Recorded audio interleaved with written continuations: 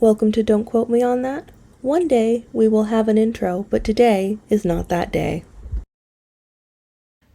Hi everyone, welcome back. My name is Elanor. My name is Kalina. And today we are going to talk about an album. And also welcome back to Don't Quote Me on That, because I know what we're doing. I was like, something is missing here. As soon as I started talking, I was like, oh. But I got there. Today we are talking about... Also, I have a cough drop in. So sorry. But today we're talking about the 5th studio album by Australian pop rock band 5 Seconds of Summer. Oh. This album was released in September of last year. I thought it was released a lot sooner than that. That's my bad. I thought it was released a lot longer than that. Oh, they've fully already had the tour for this album. The last thing I remember from 5 Seconds of Summer was the last time I checked in on them, so to speak, was when we went over Luke Hemming's solo album, which I think we had mixed feelings on. Wasn't great, wasn't bad though.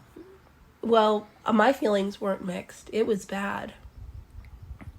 That's fair. I do have one of the songs on my playlist. I feel like I gotta defend it a little bit. That's fair. It wasn't Good. I'm so sorry. I'm reading the Wikipedia page. The first single for this album was released in March, and then the album didn't come out until 6 months later in September. And I feel like that's too long. Well, how long was it between this album and the one before? Also, this album had a stupid name. I'm going to be really mean today. I'm so sorry. Calm, which was the last album, came out in 2020. In March 2020, so about 2.5 years. Was that... do we like Calm? Is Calm the one we listened to when I came to see you? I don't know. The one that got Red Desert on it. Oh, yes. Then yes. I just remember driving around Arizona listening to Red Desert for the first time, and I was like, this is how this song was meant to be heard. Then yes, that is this. Okay, apparently no. I was gonna say the Calm album had a really large gap between the first single and the album coming out, but they had a pandemic to work with. Yeah, everyone had a large gap. Also, and in reference to Kalina's gonna be really mean today. Not that I'm not mean any other day. But if Calum Hood is listening to this, I would just like him to know that this is not a personal vendetta, and it is nothing against you personally. Also the rest of them, but mostly just Calum Hood. And also, if you're free on Thursday, Kalina's free on Thursday. I'm any Thursday, also Fridays, also Saturdays, Sundays, any day ending in Y, I can be there. Yes. Just let me know. Are you ready to actually, just real quick, in 2014, I was the biggest 5 Seconds of Summer fan that you could have picked off the crowd at a One Direction concert. Just so everybody is aware. In 2014, I had bought my first Sleeping with Sirens t-shirt, so if anyone is confused as to where we're coming from, that's where we're coming from. Yeah, I do think that's important to put that in there. I think, generally, 5 Seconds of the Summer is a band that, these days, at least, we like well enough, both of us. Mm-hmm. But, then I was, in that phase where I was, I was not even I listened and didn't like them. It was kind of you don't want to listen to and like them, because, it looks so perfect. It was on the radio all of the time. Mm-hmm. But you're like, oh, I don't want to, I don't know, me. I was like, I don't want to like them because they're One Direction and they're poppy and yada, yada, yada. But, also, She Looks So Perfect goes really hard. And my mom and I, every time that song came on, she was like, oh, this is the song I like. And that song goes off. Oh, it's a really good song. Also, back when when 5 Seconds of Summer was opening for One Direction, I went to see them. Not a brag, just the truth. A little bit of a brag. My mother got, weirdly, she thought Ashton was very, very hot, and so she would always ask that I play them in the car, and then she would talk about how hot that she thinks he was, and I think that turned me off of 5 Seconds of Summer for a while. That's fair. I was, I had eyes when I was 14, so even though I didn't listen to them, I didn't like know what they looked like because I was a teenage girl, you know. And I was always a Luke girl, mostly the lip ring. That I'll be honest, that was it. I'm not a blondes lady, but like lip ring. Unsurprisingly, I was a Michael girl. Yeah, shocker. Yeah. I did have a Michael Clifford Tumblr name for a decent amount of time. That's embarrassing. Oh, it was really embarrassing. We're moving quickly on. Yeah, we're gonna move on to the first. And don't you worry, I do have an embarrassing story to go along with this first song.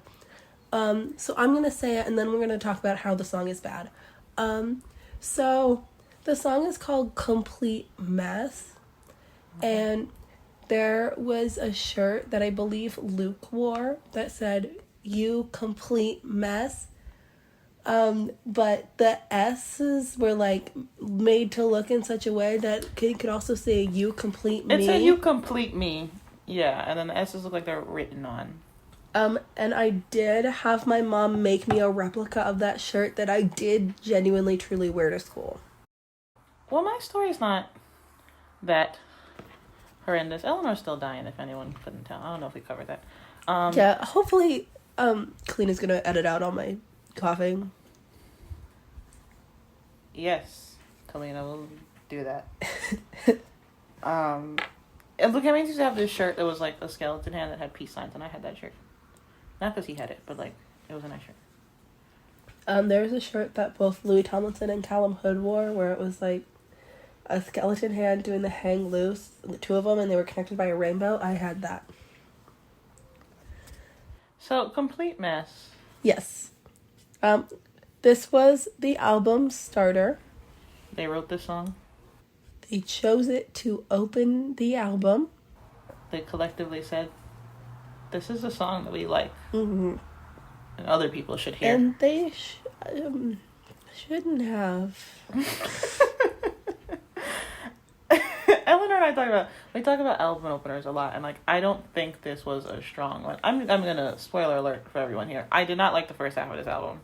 I think I'm not, and I won't say I loved the second half, but like it definitely got better. I think they should have picked one of the songs off the end to open with. Yes. This was just so like it was a song. That's what I wrote. It was a song. It was too much like Luke Hemmings solo stuff for me, where it was like, That's exactly what I said on the next one. it was like you're definitely like trying to write a song. You're not really trying to create a musical experience. And also, it is cute that they had the little callback, but like, don't. It was bad. Thank you. I did like how the chorus came in when he goes, "Oh, you make me complete." I liked that little bit, but like that one line didn't save the song for me. Mm-hmm. I also said it reminded me a little bit of Greta Van Fleet. And if you don't know who Greta Van Fleet is, they're a band who, I'm not sure if it's still now. When they first came out, everyone was like, "Oh my god, they sound exactly like Led Zeppelin," which to be fair, Homeboy does sound exactly like Led Zeppelin, but they're like kind of spacey sort of rock.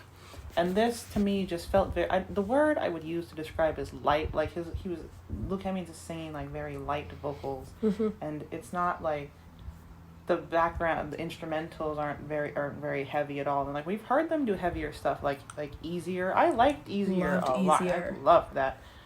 Or they can do, or, like, we talked about Red Desert earlier. I think Red Desert's a great song. That's a very, like, spacey sort of... I don't know, like a spacey desert sort of song, and like this seems like it was trying to go in that same direction, but just like it didn't succeed.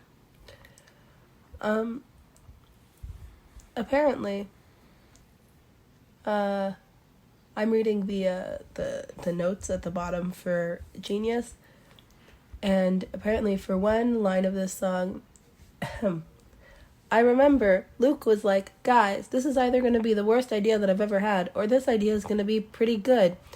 You guys went the wrong way with that one. Definitely one of those. They said, "It all came together so quickly. We can tell. Thank you." Like, Like, was this a single? I can get, like, I don't agree with it being an opener. A single. It was the lead single for this album. Album opener, lead single. I can get why. Because of the chorus alone. Yes. So, like, if I'm driving and I got the radio on, like, it's not a horrible song.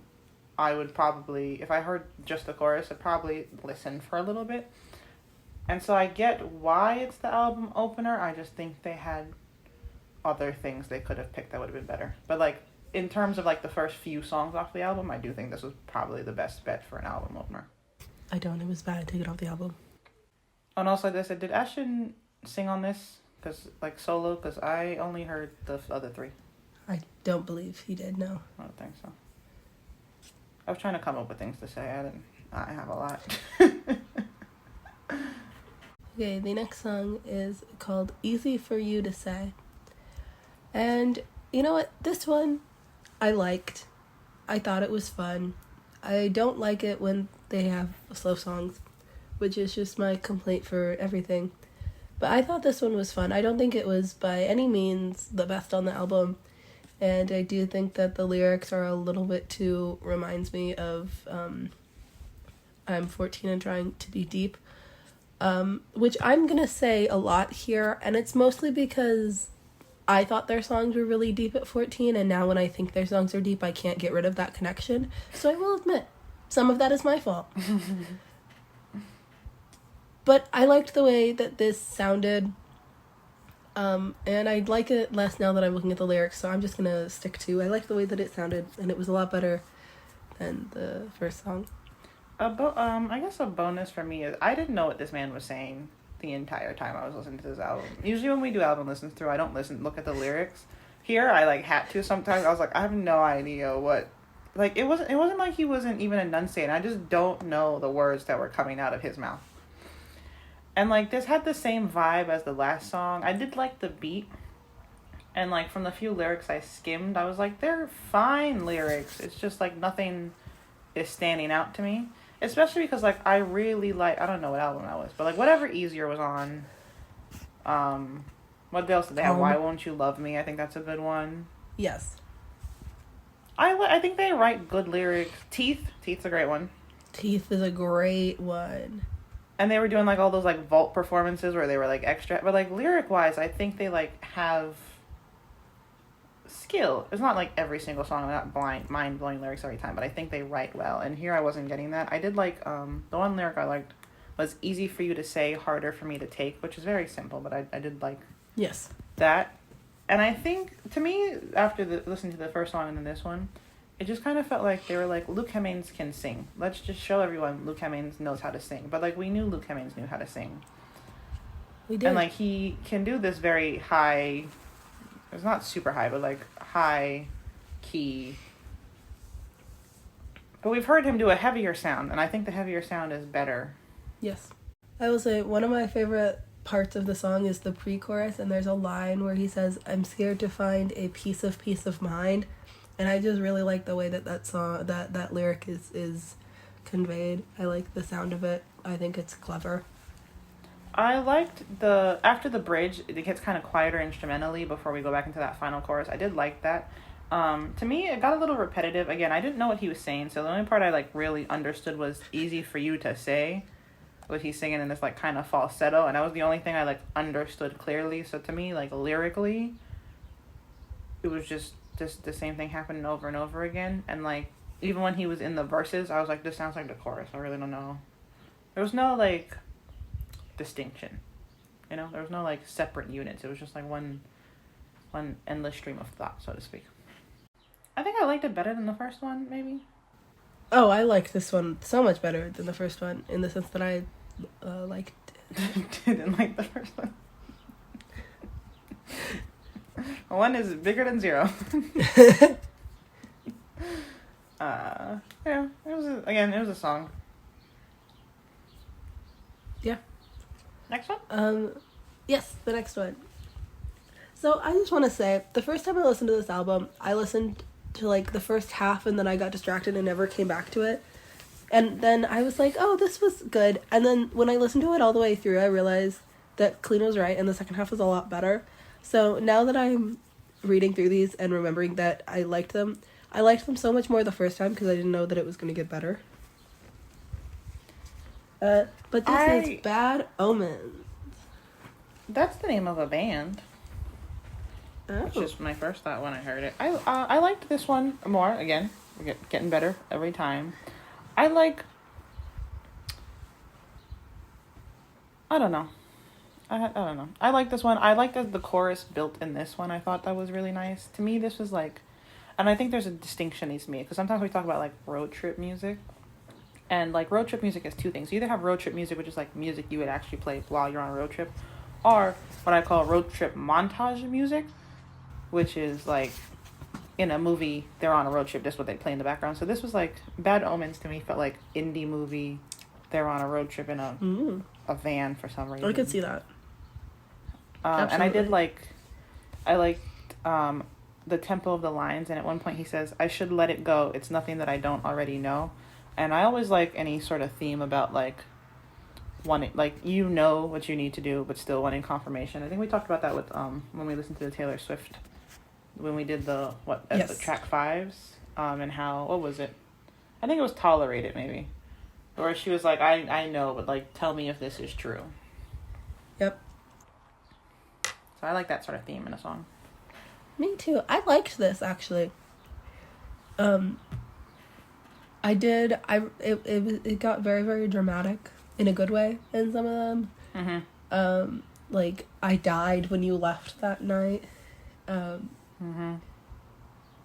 Also, I think the song just sounds really good. I don't know enough about 5 Seconds of Summer to say that this sounds like 5 Seconds of Summer. It definitely does not sound like the 5 Seconds of Summer that I loved in high school, but to be fair, that was a long time ago. So that's not their fault. And it's also not like a bad thing. The song was fun. I have a point on that, but a little later. Okay. The song was fun. But it was remember that good. for later. It's definitely the best of the 3 songs that we've covered so far. I can confidently say that. And this one is on my playlist. I added also, this album had 19 songs, so I took a break after 5, and then I took a break after the next 5, especially because to me, I like this one the best out of the first 3, but to me, they all sounded the same, and like not in a good way. Mm-hmm. Where like if I was just playing it through and not like actively paying attention to when one song started, one song ended, I think they were just all blurred together to me. But I did like this one the best particularly because there's like, he kind of like there's like a halftime breakdown in the drums on the chorus before we go into the bridge, and I thought that was nice. And then they have like throughout the album there's a lot of like, I want to say chorus type vocals where they're all singing together but it's not blending together, you know what I mean? You can hear them all individually, but here at this one it sounded like, I think in the bridge or like right after the bridge, they're singing together, and it sounded like they were in a stadium where like Luke was the main singer, and then like kind of faintly in the background you hear the rest of them, and I thought that kind of gave it a lot more atmosphere than the other two. It kind of made it more full. That was good. I'm also noticing that there's a lot of Luke so far on this album and not a lot of everybody else gets solos, but there's a point a little bit later, not in this song, in the album, where somebody gets a solo and I have something really mean to say about it, so giving you a little preview for that. Every time I heard someone else sing, by the time I was like, oh, I don't think that's Luke, it was over. Mm-hmm. And that's why with the first one I was like, I'm not sure if Ashton is saying, because every time I hear Calum sing, I'm like, sometimes I think he has a very clear sound, but sometimes I hear him sing and I'm like, he sounds different enough, but it doesn't quite sound like Calum for me to be sure. Mm-hmm. Michael's always very easy to differentiate. He has a very specific tone. When Michael sings his part when they cover Teenage Dream, that right there, that I think every single 5 Seconds of Summer song should sound like that. But he has a very specific like punk rock, like pop punk sort of tone to his voice, so he's always very easy to spot. Ashton, I'm so sorry, Ashton. I would not know that man if he was singing right in front of me. Like, I don't know what he sounds like to tell you, oh, that's Ashton singing now. I don't think, I'm sorry, I was just thinking, it's like in my prime as a, I did split time as a One Direction and 5 Seconds of Summer fangirl for a while. There was some split custody there. I could always identify in a One Direction song who was singing. To this day, I've got like an 85% accuracy rate when it's a One Direction song. I was never that way with 5 Seconds of Summer, and I am realizing that I am still not that way. And so I'm very glad that a genius tells you who's singing each one, because otherwise... Yeah. I don't think it's like... And it's not a... Like, I like 5 Seconds of Summer. It's not a band I listen to often. So I like... But I don't think it's, like, super obvious when they switch. But I also think partly because Luke he's the lead vocalist. So, like, since he does most of the singing, I think when it's not him... Yeah, even if you're not sure who it is, it's, like, very clear it's not Luke singing. Mm-hmm. So the next song is called Me, Myself, and I. I didn't like that there was no punctuation in the title of the song. Yeah, me either. That annoyed me. That was just me personally. This song made it on my playlist, and then I listened to the whole album, and then I went back, and then I took this one off my playlist. I can't explain that. You were like, you guys can do better, okay? I liked this one because, at least vocally, this was my favorite because he finally dropped that stupid breathy ha-ha he was doing. Because I was getting really annoyed with that sound. So, like, vocally, I like this one the best. And he says, my selfish archetype, I did not need your help. So I kind of like, we all know this. This comes up every single time, and I really try hard for it not to. I don't like love songs. I don't find them compelling narratively, okay? So... I liked this one in the sense that, like, I prefer songs that are necessarily about, like, the end of relationship, like Amnesia. I like Amnesia. I think that's a great song by them. Are, about yourself in a relationship, not necessarily the relationship itself or the other person. So I liked this one narratively because even though it was kind of a love song, it was also more, like, about himself, like, my selfish archetype, I did not need your help, and kind of the end of a relationship and more focused on within. Kalina, he's saying appetite? Yeah. Elanor, did I tell you? Is that what Elanor, I don't know what these words are. I have no idea what this man was saying the entire time. I heard my selfish archetype and I was like, that's good. It is. I mean, appetite still works. Yeah. Personally, I think I could have written this better. Archetype is better. There's another song where I wrote down what I thought the lyric was versus what he actually said, and I was like, I should have done this. This was so much better. I'm sorry, my selfish appetite. I don't need your help. But, like, the point still stands. No, your point definitely stands. But then it got a little repetitive. This song gets very, very repetitive, very, very fun, very, very quickly. But it's still a fun enough sound. Yeah. We're steadily getting better. I still think I like Bad Omens more, but, like, this one probably be second out of what we've listened to so far. Yeah, I fully agree. Also... I said, I think you could swap the lyrics of any of these songs, like the first 4. You could swap the lyrics and the instrumentals to any of them, and it would still work. Yeah, almost exactly the same. Yeah. Mm-hmm. The next song is called "Take My Hand," Joshua Tree version, and I've been confused since I read it because there was not a not Joshua Tree version. Apparently, the Joshua Tree version is 58 seconds longer. And contains a voice memo of Luke Hemmings from when the band was recording this album at Joshua Tree National Park. Which I guess is good. I could not tell you when that voice memo was because the whole song is just Luke. That said, I really like this song. And I'm sorry. There's one of these songs that Kalina's going to talk about for a while. I'm going to talk about this song for a while. I put this song on my playlist, and then it came up when I was driving to work, and I was a little bit sick, and I just didn't feel very good, and then I started listening to the song, and then I started crying. That's the sign of a good song. This is a story I've heard before. To this song. Every single time this song comes up, I get a little misty-eyed. And yes, we're going to talk about it again. I'm so sorry. Our podcast has like 3 themes. This one is the one that comes up all the goddamn time. And will we apologize for it? Yeah, we do. Every single time that comes up. So, sorry. But also, when I was 18, I left America. Oh, Jesus. I'm sorry. I came back when I was, I think, 22 or 23. I don't remember. This song has a line that says, "Shut my eyes right at 17." And then later, open eyes right at 23. Yeah, and I the remember line that that talks part. about being 23 is open eyes right at 23 always hits me that I'm always shifting. I just Excuse me, have the one Timmins. question. Why would you do this to me?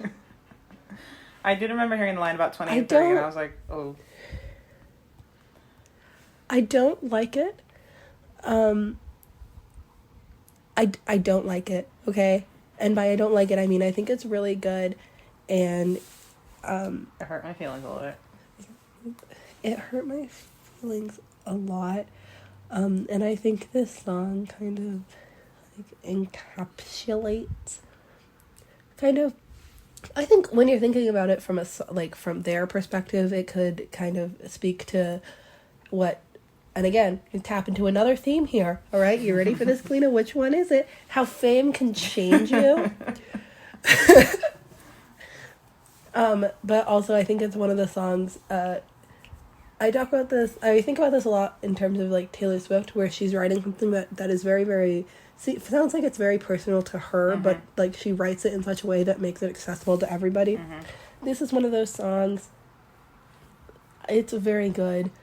I can't think about it for too long or else I get a little sad, and I like how he's like talking to himself but also not, and also I'm just gonna start saying the same thing over and over again, so I'm gonna pass this off to Kalina.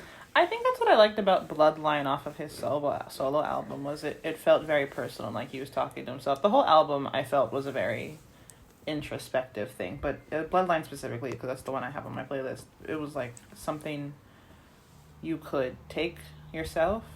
I'm after hearing your thoughts, I think I would have liked these songs more if I knew what he was saying, because like lyrically it's not as bad as I thought it was. I just really didn't know what he was saying.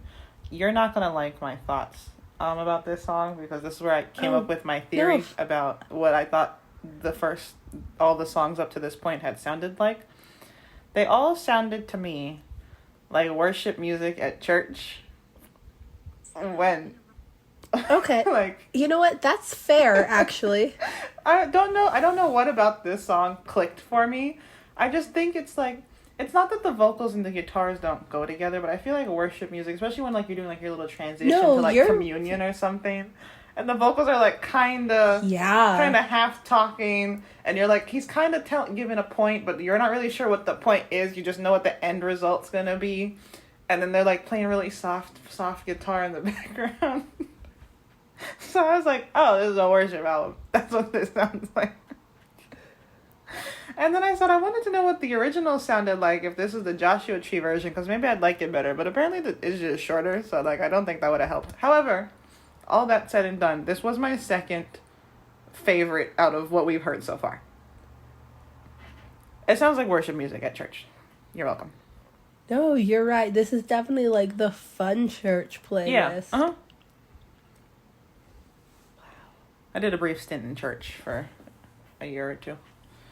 By brief stint, I mean I used to work the camera, so I had to sit there and listen to them play worship music for 3 services. So, this song, the next song is called Carousel, and why is it in all caps?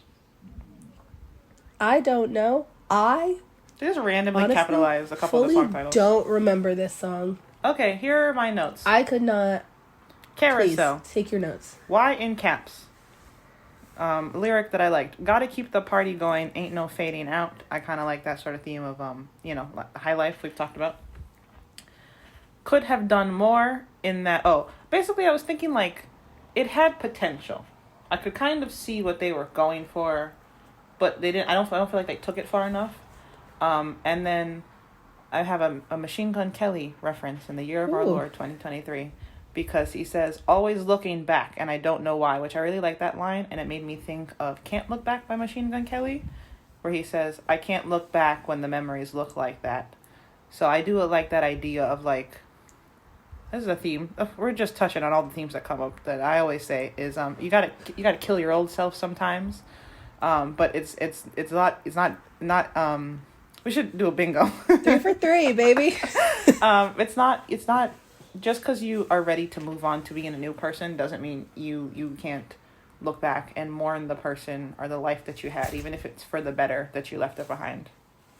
So I did like Always Looking Back, and I don't know why. Like, you can't help it. It's a human thing. And I think that made it also a very relatable song, and I think so people could have that for anything in their life. You leave home, like, oh, we'll go back to the leaving the country, okay? if we're hitting all their points today. You feel like you could leave home, you leave a relationship, you leave a job, you leave, a space that's not good for you. It could be a variety of things. But, nostalgia. What is that quote? Nostalgia is a dirty liar that insists things were better than they were. Sure. I don't know any quotes about nostalgia. I have memory problems. I'm so sorry.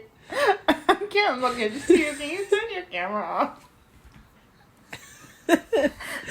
Elanor has... Who's laughing at me? My nose is running. Elanor has a tissue stuffed in her And nose. I can't keep blowing my nose because I don't know how to mute my audio. I have to pause it, and that would mess up the timing when we're laying the two tracks together. Okay? Fine. I'll take my camera off. Nobody loves me. You have no empathy or sympathy. I don't. I don't know why I can say that like it's news. Anyway, next song. Back to 5 Seconds of Summer. Yeah. Okay, this song is called Older. It has Luke Hemmings and Sierra Deaton, who I believe they are a couple together. I'm so sorry. I'm so glad that you guys are in love. This song sucks. You and I This have song, such different tastes. Okay, because the song you liked, I was like, that's church music. It's cute. One of the lines in this song is your cocaine Oh my colored God, wedding dress. I know. And once that line played, I gave up on the entire song. I don't think you remember, because the first time I heard this song, I was like I don't think I was listening to the album, but like I think I was trying to listen to some of their stuff, and I heard this, and I remember, because I forgot about that line. I do have this song on my playlist. I do like it. But I remember the first time I heard this song and I heard Cocaine Colored Wedding Dress, I remember I texted you and I said, Luke Hemmings really just said Cocaine Colored Wedding Dress, and I was just supposed to we were just supposed to accept that. Like, there was no other word he could have picked. I know it wasn't just him, but also I was like, as I was listening to this album, I was like, I feel like I'm targeting Luke, but it's because he's doing most of the singing, so every time I talk about like what the person is saying, it's just Luke. So unfortunately, I'm coming for him, but like, cocaine, I was like, I mean, really? I said, this is the same people that wrote Red Desert. This is the man that wrote Bloodline, and you came up with Cocaine Colored Wedding Dress? Maybe we could tap into another Old Faithful for us and blame the woman. I'm so sorry. You're not wrong, unfortunately. However, I do like Sierra Deaton. Did she help write this song? Yeah, she did help write this song. Okay. Yeah, I do remember hearing that. I was like, this is a cute little wedding song. Like, that sort of, like where the lyrics are nice and like the vibe is perfect. It doesn't necessarily have to be outstanding in any one way, lyrically or instrumentally or whatever. And I like Sierra. I first heard of Sierra Deaton because she was on Sierra was on X Factor with her boyfriend Alex. So they were Sierra and Alex. They were very creative, I have to tell you. And Simon Cowell was like, you all are gonna break up. I like the two of you, but you all are definitely gonna break up. So like, I don't think it's a great idea to brand yourself as a couple. And the other judges were like, oh my God, why would you say that? And like, not that I think Simon Cowell deserves rights, but he was right. He was. I like her voice. I don't follow her in any way, but like, I guess I had that sort of quote unquote connection, so I did like it. I liked this song also because I think for the vocals that the vocal technique, delivery, whatever you want to say, that he was going for here, the piano suited this the best. Because all the other songs are like the full shebang, guitars, bass, drum, yada, yada, yada. Whereas here it's like just the piano essentially, and I think that suits his nice little light leading you into communion voice that he was doing. Also, can you turn your camera back on? I'm getting kind of tired of looking at myself. I won't laugh at you, I promise. I don't believe that for a second, but yes. I'm so glad this song has fans. I said sometimes love songs are nice. However, oh, I did like the end. It kind of got like I said, with the piano, and it got kind of like of a jazzy feel. So I would love to see them explore that. But given how, again, we keep talking about easier and like teeth, but like given how they hit those points and then apparently drop them immediately after, I don't have faith we will get any more good stuff. Yeah, and I will be honest, the name of this album, I don't know if we've covered this, is 5 Sauce 5, and it is their 5th album. So I don't know if we have a lot of, like, they don't really have a lot of, like, people in the creativity department. You know what? Though, if you think about this, right? Have you ever met a grown man in his 20s? Listen, I think Elanor talked about this in last week's episode, but about, like, you know, putting celebrities on a pedestal and things like that. And sometimes you need to remember, sometimes they're just men. Yes. And I don't know if you ever talked to a man. But the next song, are you ready to go to the next song? Mm-hmm.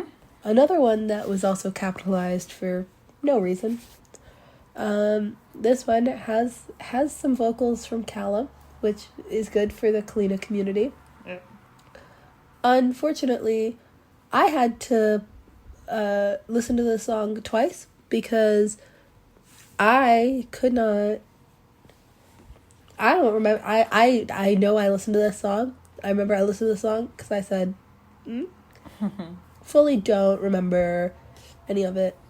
It almost feels like, so with sorry. the song titles and stuff, it almost feels like they had, and like it's 19 songs. It almost feels like there were 2 different albums and they just kind of smushed them together because 19 is really long. And then, like, It's really long. yeah, you get Haze is all caps, Carousel's all caps, Blender. I think the last song is Tears or something. That's all caps. And if you think about it, there are, like, while all the songs kind of sound the same, there are, I would say, 2 distinct vibes to them, where some are a little slower and some are a little poppier, even though they all, at the end of the day, have the same sound.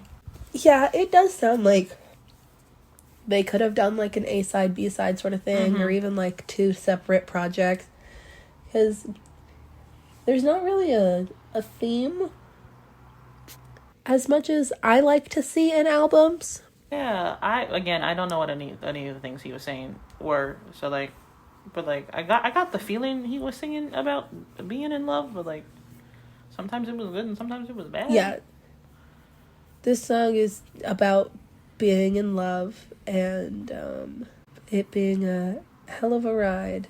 That's a lyric. I don't remember listening to this song. This song, you could tell me that Genius just put it on the track list and I would believe you. I said this sounded like a Chainsmokers song or a Calvin Harris song, but like not in, like, I didn't mean that as a compliment. Is that ever a compliment? It can't, like the Chainsmokers, especially. What did they have? That one song with Halsey, was that the pinnacle? That of one music? song with Halsey is fun.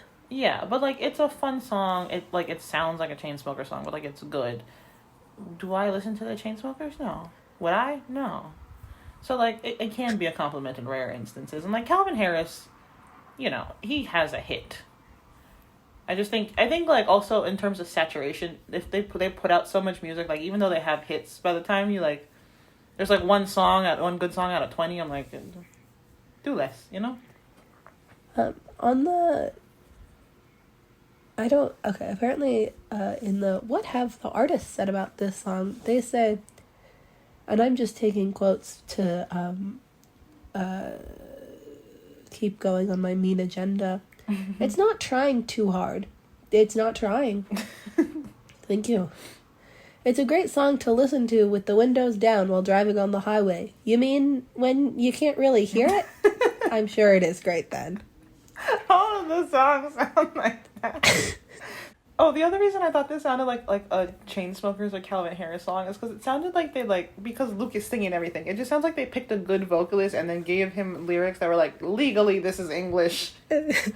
Legally we made sentences. Yeah. Sing them. And this one I was like, I have no idea what he's saying. Kalina, this is like mostly Calum. You know what? I probably stopped listening after a while. Okay, well, my point still stands about a good vocalist. You know what it is. But that's what I said. Like, when Calum sings, I'm like, he sounds different, but never different enough that I'm like, that's definitely Calum. You know what I mean? Yeah. I think maybe he should stick to playing the bass. Not Okay, because now he can't sing, but just because I don't want him a part of this. we're in like the second half of the album, I would say. Well, I guess the next song.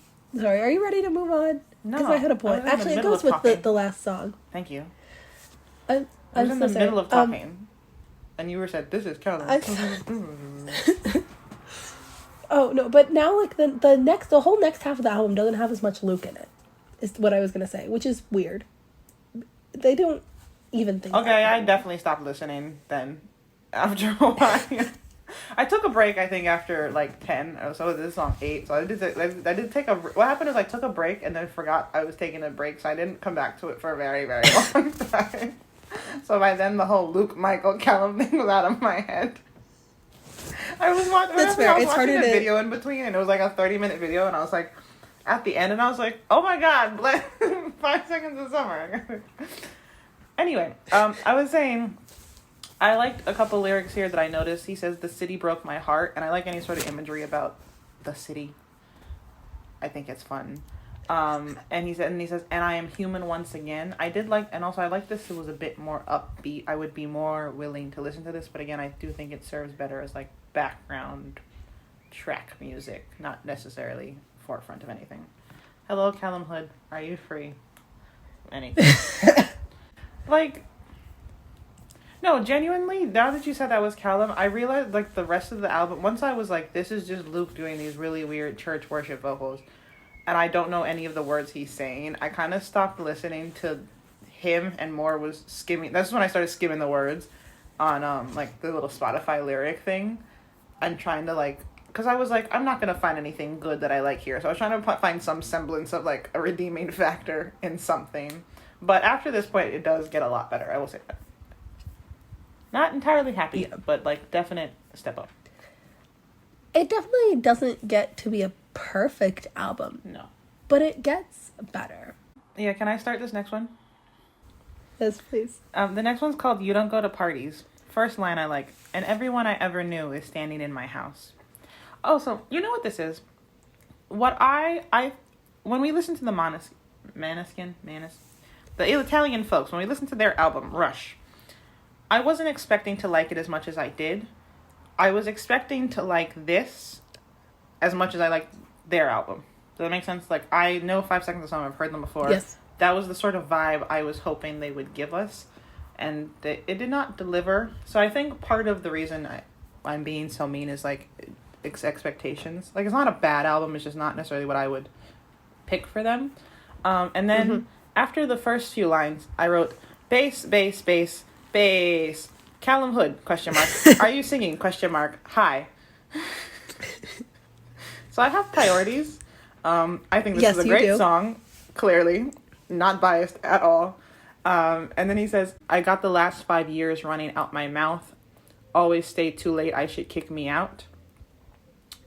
And then I like, and I don't know if I should say this on the internet, but I like any sort of imagery about crashing your car as a method of self-destruction.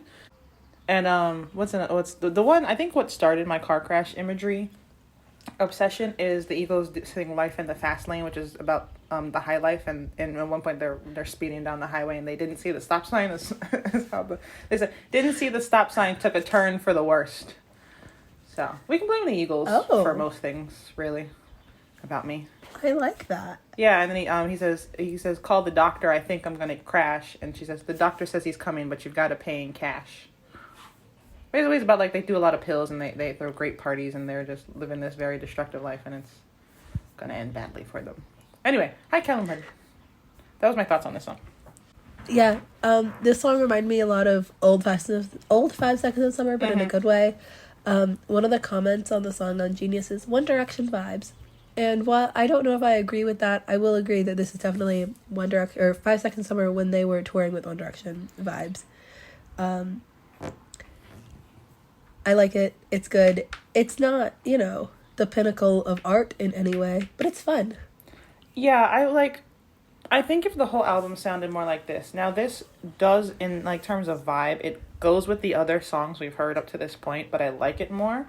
Like, we've talked about this before, and I can't think of a good example now.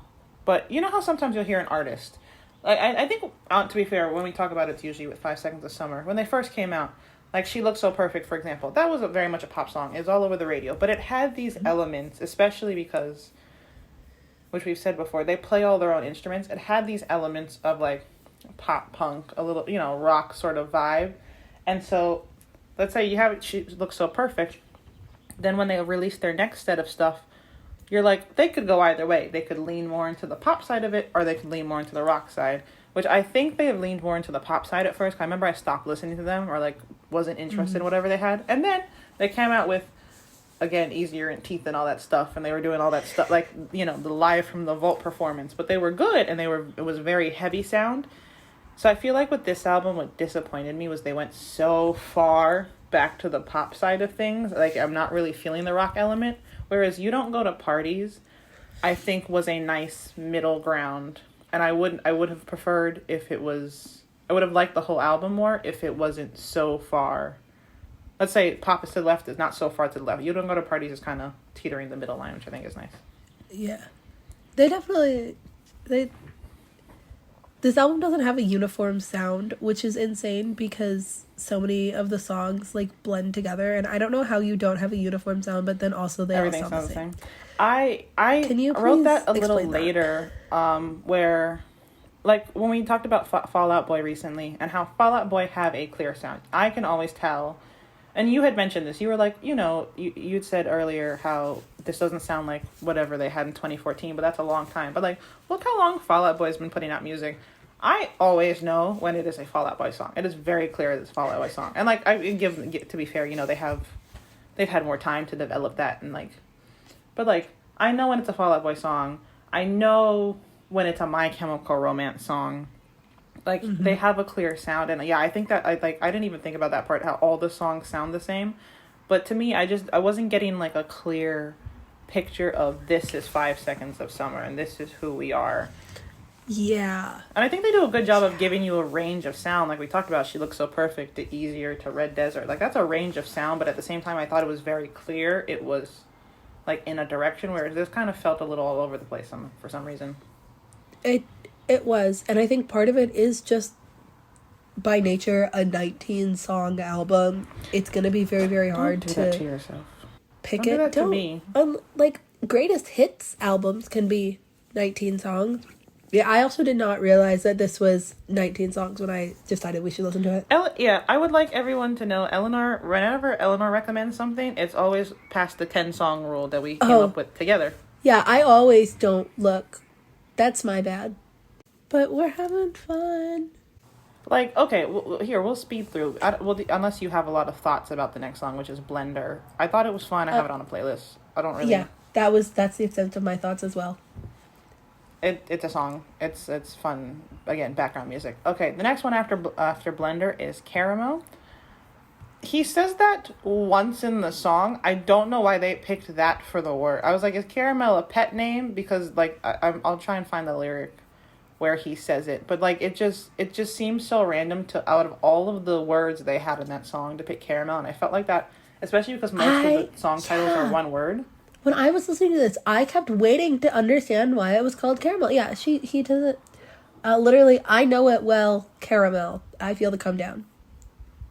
And the only reason I thought it was a pet name is because this is when I started looking at the lyrics on Spotify, and it was like, I know it well, comma, caramel, comma, and I was like, what does caramel have to do with anything? Like, it could have been so many other things. Although I did really like Caramel because it's really fun. I was gonna say, that being said, I did like the song. Yes. This last half of the album, much better. By, so like, much better. Miles.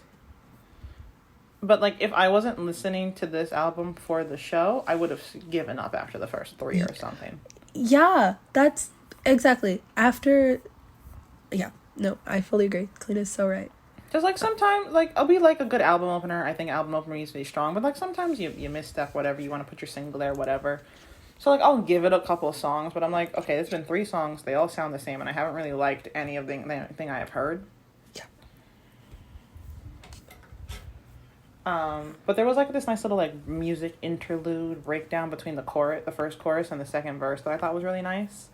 And he says, the way he says the line, it's been a while since you and I been where we started, for some reason made me think of, I think it's Rihanna's Stay, where she says, "Funny, you're the broken one, but I'm the only one who needs saving."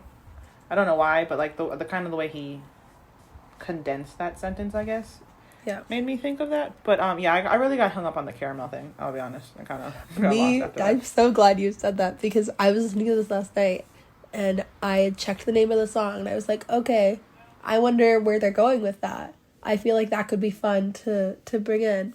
It's literally that one line. Even if it was a word in the chorus, I would get it. Because, like, the chorus is...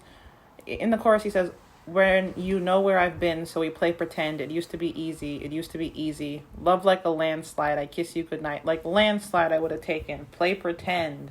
It used to be easy. Any of those things would have been made so much more also, sense. one of the comments on the Genius thing is, "Oh my god, this reminds me of Landslide by Fleetwood Mac." No, it doesn't. They just say that word in there, okay? Move on. I was really scared that the caramel line was going to be something about somebody's caramel skin. I don't know why I was scared of that, because I do think better of the 5 Seconds of Summer voice than to put something that stupid out. But I was really worried. So I was, like, listening to this song. Because I was like, when is this going to come I thought in? it This was could going to be very like bad. not as explicit, but I thought it was going to be like a watermelon sugar sort of shebang. That would have or been like interesting. his baby sweet, like caramel, something like that. Because they've gone that way before. Again, not like explicit, but like Wildflower. Yeah. So like they've had songs where they've kind of gone in that direction before. Yeah, I don't know what they were doing with this one. Also, It was a good song. I would not be happy if my boyfriend's pet name for me was Caramel. That's why I was like, that could be cute, but I was like, is that what he was intending? Because it was just one line. There was no point for me to go back and be like, oh, this is there was no, there wasn't enough context for me to. Yeah, no. Anyway, next song, Best Friends. We should write more songs about friendship. Can I say one thing? Yeah, go ahead. Go off. One of the Genius comments is, "I love it, but I'm also confused. They're singing about best friends, but they sound more like lovers." And that's the point. If you're not a little bit in love with all of your best friends, you're doing it wrong. Well, actually, I was going to take it the other way. I think that they should write more songs about friendship, because I do think, from what I've seen of them, that's a very integral part of their identity as a band, Yes. is that they're friends and grew up together.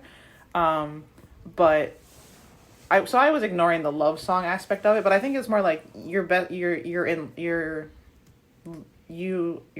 lover and your best friend is also your best friend. But like, yes, also I think you should be a little in love with your best friend, whatever. You should be a little in love with all your friends. But this was the song where I said, why didn't he say this? Okay, because I will read you the lyric. I'll pull it up because I'm a genius. This is what he says, "But baby, you're an animal and life has just begun."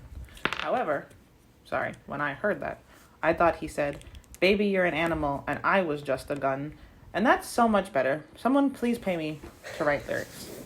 Now, are you going to, just write these lyrics from your heart, or are you going to listen to what other people have written and then hear it wrong and then say, this is what I heard, you should do that? Because those are different Definitely skills. the second. Okay. I'm really good at telling people they're wrong. Okay. And bad at things. Michael had a verse in this, and he started singing, and the first thought I had was, oh my god, is he British? And then he's not British. It is part of their whole band that none of them are British. But it shook me. That's the one thing they got going for him. It shook me for a little bit. But no, I like this song. Also, there's a line that says, "Back when we were on the other side of 24." And I'm not going to go into that because I value the time that this podcast has already taken up, and I don't want to take up more of it. I liked the chorus. I thought this song was very fun. I'll save this. I made a connection that might make Elanor sad, so I'll save that for the end. I like that all of them sing. Yes. This is a good song to have all of them sing on. Yes, but also, this is where I thought their sound isn't very clear to me. At least not as clear as I felt like it was before. But this one did sound a little bit, it was a little generic, but like sounded a little bit different. And then he says, or one of them says, I'll be honest, I stopped paying attention, except for when I wrote Michael singing Teenage Dream. I got, he has a great tone. I really like it. He does. He says, I've got the best friends in this place and I'm holding on, which made me think of, you make me make a lot of Taylor Swift connections, and I don't even like her. Where Taylor Swift said, I looked around in a blood-stained gown, or soaked gown. I wrote this off of memory. And I found something they can't take away. Which made Elanor sad one time. So we're going to move on to the next song. Actually, you know what? The song titles also kind of support my different albums theory. Because, like, if they were all one-word titles, I'd be like, oh, they're going for, like, a thing here. Mm-hmm. Like, I get it. I get caramel. But then all of a sudden you get best friends. You get you don't go to parties. You get, like, these random cuts in. Bleach. This was a song. Lyrically, this was my favorite. It is a lot better lyrically than I think a lot of the other songs. He says, I want to occupy your brain. I like that imagery. This song also made me think of Elanor, because he says, bleaching my hair every Saturday. I don't know if you all have seen Elanor ever at any point in time. But I have. Something I do. And he says, next to every word I should have said. I like that. Oh, the best line in this is, I brought a knife to a gunfight. Yeah. And Michael says that. So again, with his tone. Yeah, that's also a Taylor Swift lyric. I know that's also just like a saying, but like that's also a Taylor Swift lyric. Well, I mean, you were about to say it, so I had to say it. Oh, yeah, of course. That's why I'm upset you stole my point. I did like that bleach kept coming up. Like, it wasn't just the bleaching the hair. He says if there's bleach in the hallways. And, like, he's saying, like, trying to clean up the memory of you or something. Like, so basically, like, trying to scrub your brain clean and doing the same thing with your hair. And bleaching my hair. And, like, bleaching my life with you. So I like that, like, even though it was this random word, it did tie back in on, like, caramel, which we heard one time. I was lyrically, I thought, like, I wish, like, these sort of lyrics were paired with, you know, I didn't like you to go and go to parties lyrically, but, like, I think if it was paired maybe with one of the earlier songs, I would have thought they were stronger. Yeah. This next song is Red Line, which I had really high hopes for because of, as I've mentioned 500 times now, their song Red Desert. Great song. And I thought it was good. Again, like, I really like the second half of this album, but, like, not necessarily everything was, like, something to write home about, so to speak.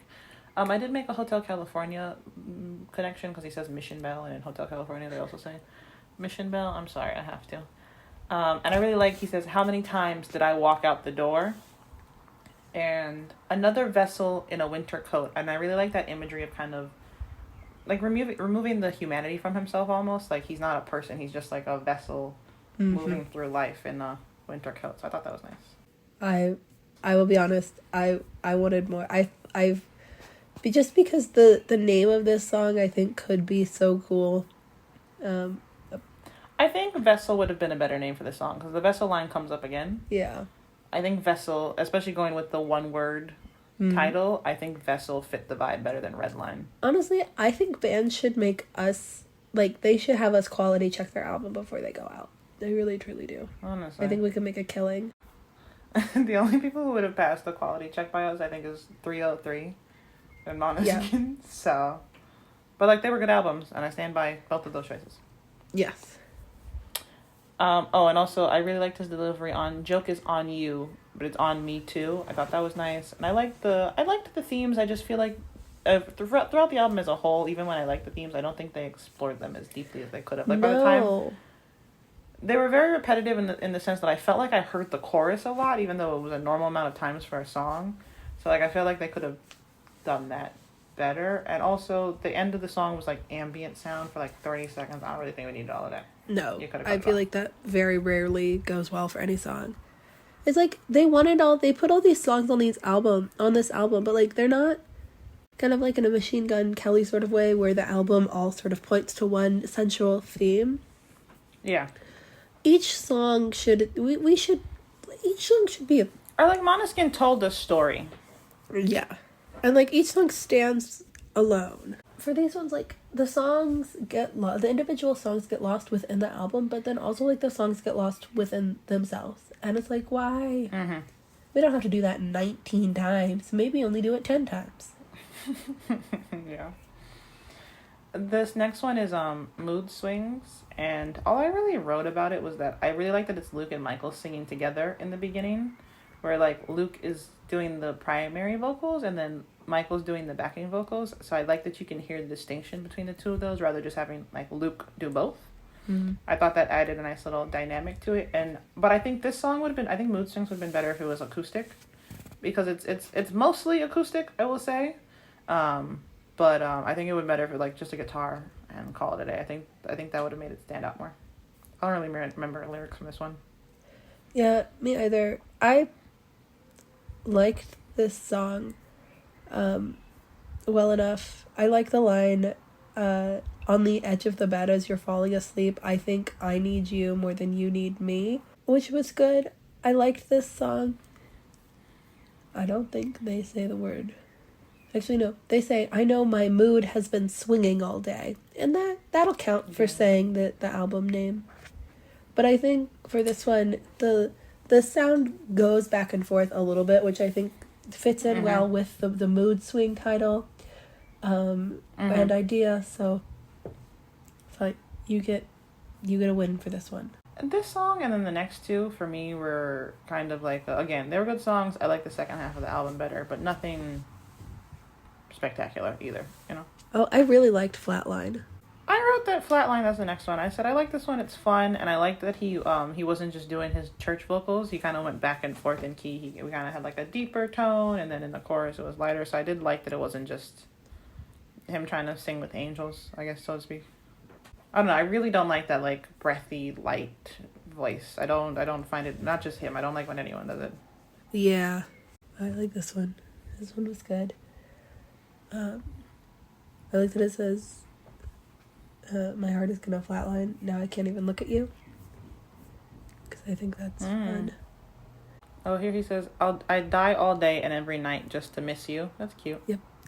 Also, we're gonna go back to the Old Faithful, one of the artists said about this song, genius question. Apparently they said that this song is best consumed with a margarita and surrounded by good friends. Which, if most things are, to be fair. I was gonna say, I think if you give us enough margaritas, I would have thought this was the best album I've ever heard in my life. Yeah. Next one, Emotions. Yes, yeah, Emotions is a full Michael song. Unfortunately, loved it. I just, I know they all have different roles in the band, and that Luke is the primary vocalist, but all of them can sing well. I don't get why it's 90% Homeboy. Yeah, I mean, he definitely is, like, the lead vocalist, and sure, that means that he should probably lead the vocals, but, I think it could be a more even balance. Yeah. Especially if there's three others. Even if he's doing 50 and the other three collectively do 50, there's, like, three of them. It's not just, like, one and one, even. This song was also produced and written in part, it was produced solely by Michael and written in part by Michael, and I think that kind of shows. I think this had a very different sound. Lyrically, I thought this was boring, because the name of the song is Emotions, and the line is, I'll be here with my emotions, and he said that more than one time. And, like, that's not, I could have come up with that.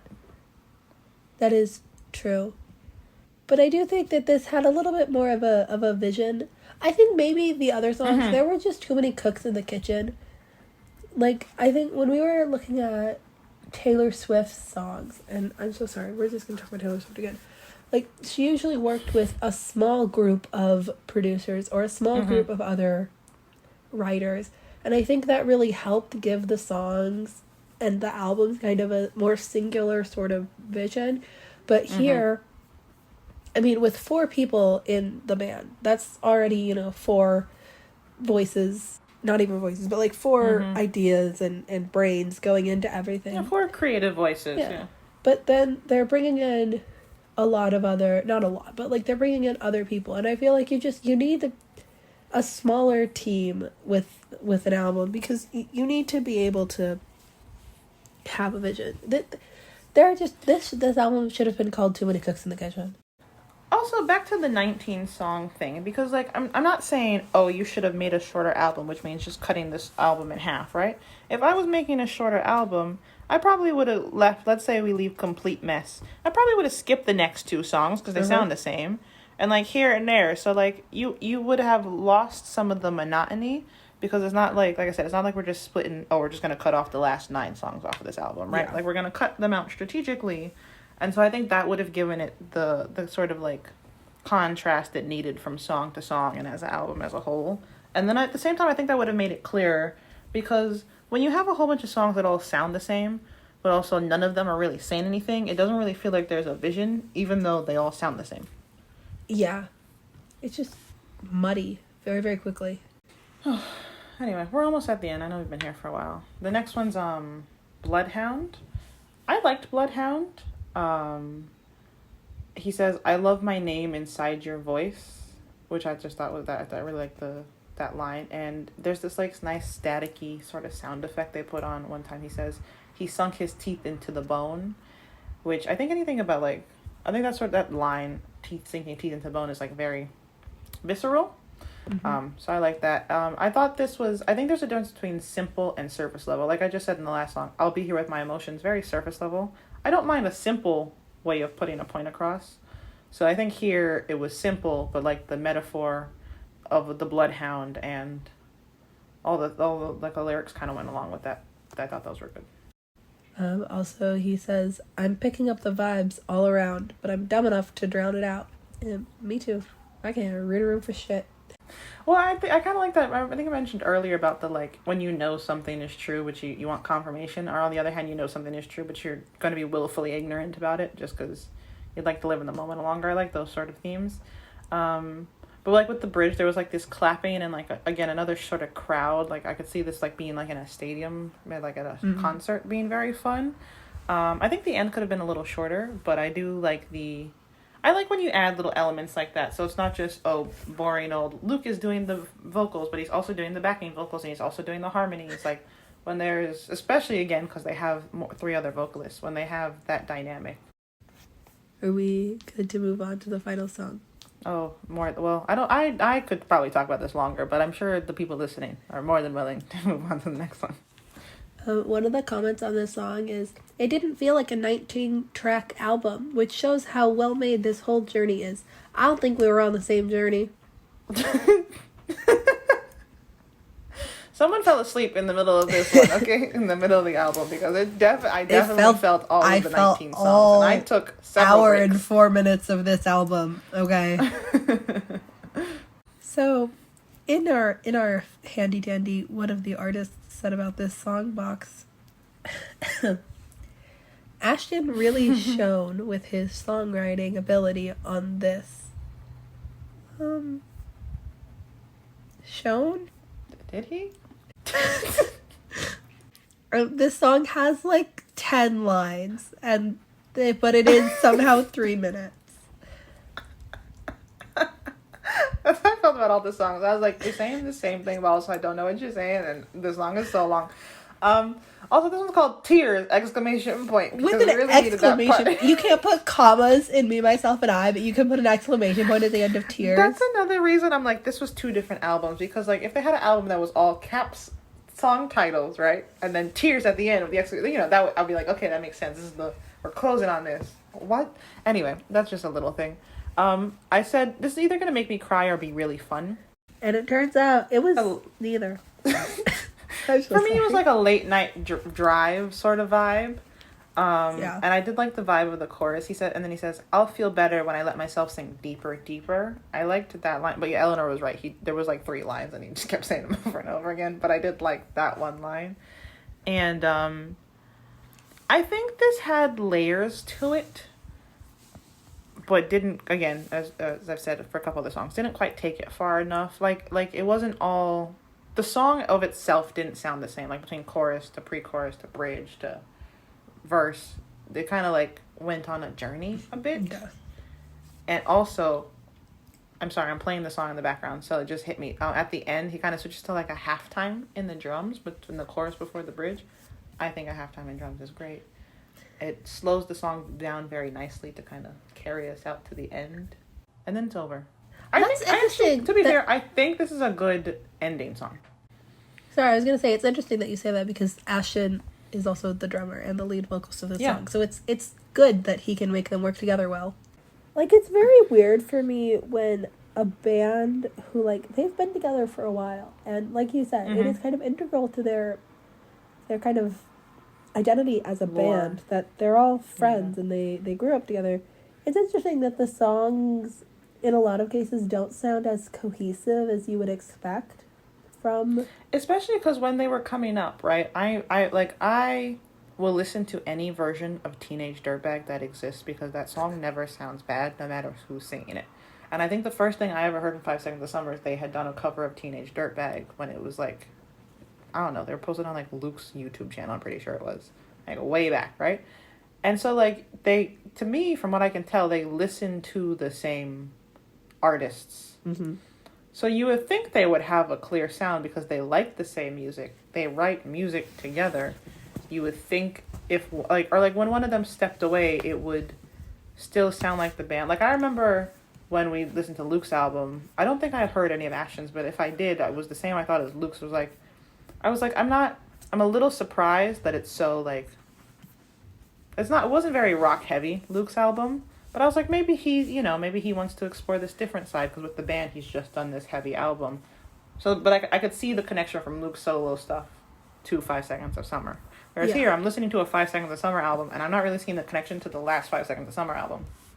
I agree. It's not even in a sense where, like, they're trying to create a new sound for themselves, and that's why it sounds different. It just sounds different. I didn't realize we'd been here. I knew we were here for a while, but we've been here for a really long time. So, closing thoughts.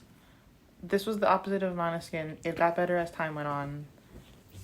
My top 3 songs were Older, You Don't Go to Parties, and Best Friends. My top 3 songs were, this is not in order, but Lender, Best Friends, and also You Don't Go to Parties. I will wrap up. I am still holding out hope, so I'd like to see if they do anything new, more rocky. Calum Hood, if you're free, I am free anytime. You can call me. You can follow us at Don't Quote Us on that on Instagram and TikTok, or Don't Quote Us 27 on Twitter. But the show is called Don't Quote Me on that, and Don't Quote Me on that will be back next week. Yeah, we will. Thank you. Thank you. Goodbye. Thanks for listening. Don't quote me on that. One day we'll have an outro, but it's not today.